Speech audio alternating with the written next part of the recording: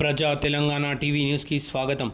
జగిత్యాల పట్టణంలోని 27వ వార్డు ఇస్లాంపుర వాడలో కుక్కల బెడద ఎక్కువ కావడంతో అలాగే కుక్కల బెడద ఉన్న వార్డులలో కూడా వీధి కుక్కలను పట్టారు.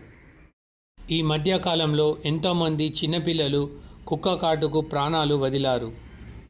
ఇస్లాంపురలోని 20 వార్డులో కుక్కల బెడద ఎక్కువ కావడం వలన చిన్నపిల్లలు బయటికి వెళ్ళాలన్నా స్కూల్కు వెళ్ళాలన్నా భయపడుతున్నారని ఎంఐఎం కౌన్సిలర్ రజియుద్దీన్ దృష్టికి తీసుకువచ్చారు. ఎంఐఎం కౌన్సిలర్ మొహమ్మద్ రఫీ రజియుద్దీన్ మున్సిపల్ అధికారులకు ఫిర్యాదు చేశారు. అధికారుల ఆదేశాల మేరకు కుక్కలు పట్టే శిక్షణ పొందిన వారిని పిలిపించి సుమారు 50 కుక్కల వరకు పట్టుకొని టిఆర్ నగర్లోని కుక్కల సంరక్షణ కేంద్రానికి తరలించారు. ఇస్లాంపురకు చెందిన